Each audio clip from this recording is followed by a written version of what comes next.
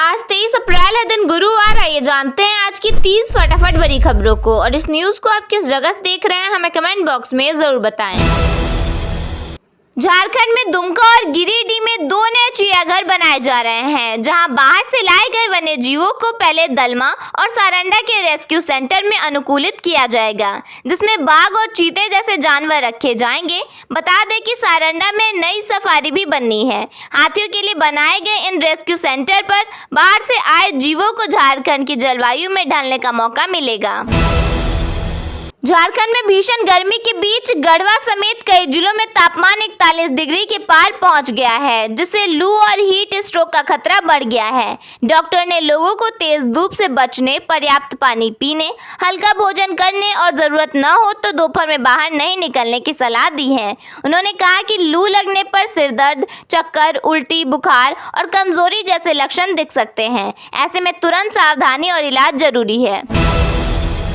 रांची में gas cylinder की किल्लत से लोग परेशान हैं। 60,000 से अधिक बैकलॉग के कारण उपभोक्ताओं को लंबी लाइन में इंतजार करना पड़ रहा है। होम डिलीवरी बाधित है और भीषण गर्मी में हालात खराब हैं। वहीं शादी सीजन में कॉमर्शियल सिलेंडर की मांग भी बढ़ गई है।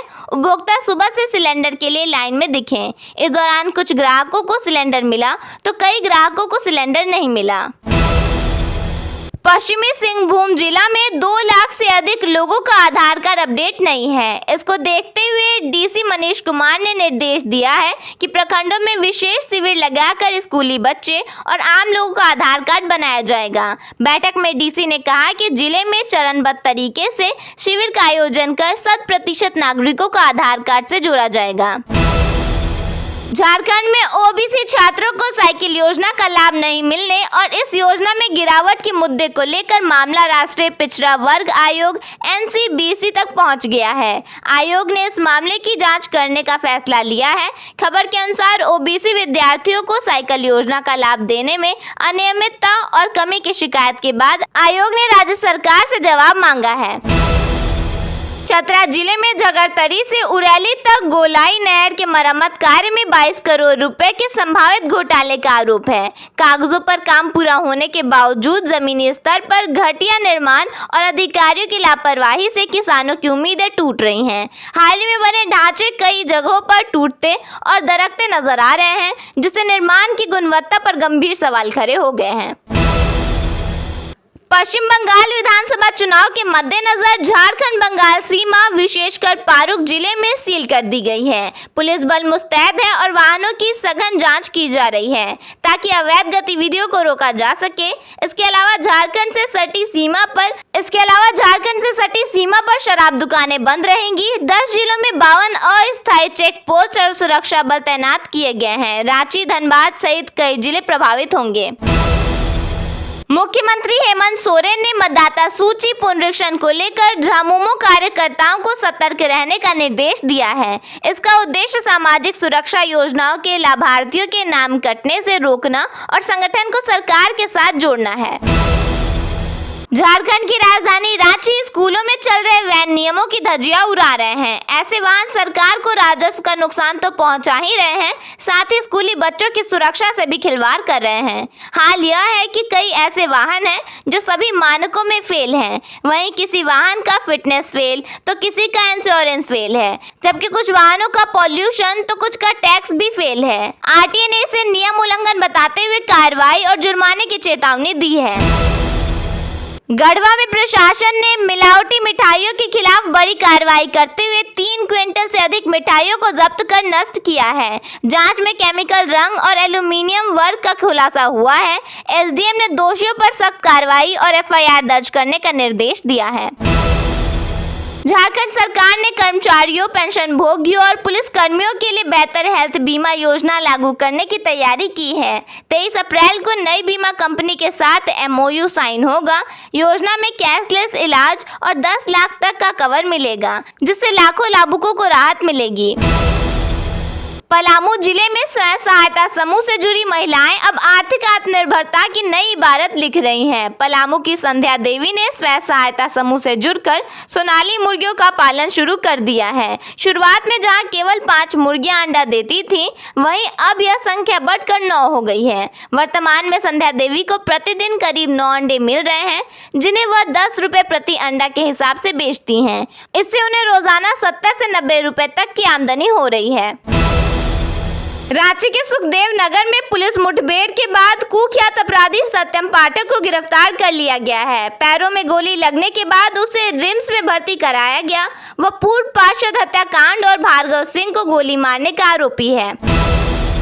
बोकारो के रजरप्पा मोड़ के पास एक भीषण सड़क हादसे में ऑटो चालक और आयसर चालक की मौके पर ही मौत हो गई। इस दुर्घटना में एक बच्चे सहित 4 लोग घायल हुए हैं। हादसा उस समय हुआ जब बोकारो से रांची जा रही आयसर गाड़ी और रांची से बोकारो की ओर आ रहे तेल टैंकर के बीच आमने सामने की जोरदार टक्कर हो गई। हजारीबाग में एक दलित महिला ने पुलिस पर 38 घंटे तक बच्चे सहित थाने में प्रताड़ित करने का आरोप लगाया है। सांसद मनीष जायसवाल ने डीआईजी से मिलकर दोषी पुलिस कर्मियों पर कड़ी कार्रवाई की मांग की है और पारदर्शिता न होने पर जन आंदोलन की चेतावनी भी दी है। गढ़वा सदर अस्पताल में भीषण गर्मी के बीच पंखे और एसी खराब पड़े हैं, जिससे मरीज और परिजन परेशान हैं। ड्रेसिंग रूम में गत्ते से हवा करने की नौबत आ गई है। इस लापरवाही ने स्वास्थ्य व्यवस्था पर सवाल खड़े कर दिए हैं और सुधार की मांग तेज हो गई है। लोहरदगा के सेना थाना क्षेत्र स्थित नंदलाल +2 स्कूल में चोरों ने प्रयोगशाला का दरवाजा तोड़कर लाखों रुपए के इलेक्ट्रॉनिक उपकरण चोरी कर लिए हैं। पुलिस ने मामला दर्ज कर जांच शुरू कर दी है और जल्द आरोपियों की गिरफ्तारी का दावा किया गया है।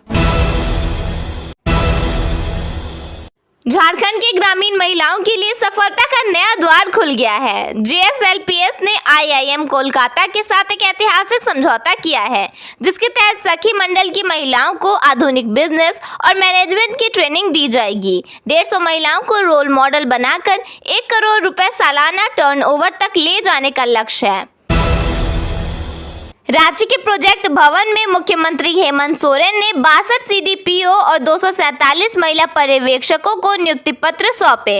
इस मौके पर वित्त मंत्री राधाकृष्णन किशोर और मुख्य सचिव अविनाश कुमार भी मौजूद रहे। मुख्यमंत्री ने सभी को बधाई देते हुए कहा कि ग्रामीण विकास में महिलाओं की भूमिका और अधिक महत्वपूर्ण हो गई है। पलामू के मेदिनी नगर में रक्षा राज्य मंत्री संजय सेठ ने प्रेस वार्ता कर विपक्ष पर परिवारवाद और महिला आरक्षण बिल में बाधा डालने का आरोप लगाया है। उन्होंने कहा कि प्रधानमंत्री नरेंद्र मोदी का संकल्प बेटियों को 33% आरक्षण दिलाना है और इसके समर्थन में 25 अप्रैल को रांची में पदयात्रा निकाली जाएगी। कांग्रेस प्रवक्ता सोनल शांति ने बीजेपी के प्रस्तावित आक्रोश मार्च को प्रोपेगेंडा बताया। उन्होंने आरोप लगाया कि बीजेपी परिसीमन का बहाना बनाकर आरक्षण लागू करने में देरी कर रही है और महिलाओं को तुरंत आरक्षण का लाभ मिलना चाहिए। विधि व्यवस्था के मुद्दे पर बीजेपी ने राज्य सरकार पर हमला तेज कर दिया है। नेता प्रतिपक्ष बाबूलाल मरांडी और प्रदेश अध्यक्ष आदित्य प्रसाद साहू ने आरोप लगाया कि अपराधी बेखौफ होकर घटनाओं को अंजाम दे रहे हैं, जिससे पुलिस की पकड़ कमजोर पड़ती दिख रही है। जमशेदपुर के बैरागोरा में स्वर्ण रेखा नदी किनारे मिले जिंदा को निष्क्रिय करने का अभियान उच्च अधिकारियों की अंतिम अनुमति नहीं मिलने के कारण टल गया। सेना की टीम ने नियंत्रित विस्फोट की पूरी तैयारी कर ली थी, लेकिन अब नई तारीख विभागीय आदेश के बाद तय होगी और इलाके में सुरक्षा बढ़ा दी गई है। डीजीपी अनुराग गुप्ता ने गुमला का दौरा कर वर्ष 2018 से लापता एक बच्चे के मामले की समीक्षा की। हाई कोर्ट के सख्त रुख के बाद उन्होंने परिजनों से 2 घंटे तक बातचीत की और पुलिस को नए सिरे से जांच के निर्देश दिए।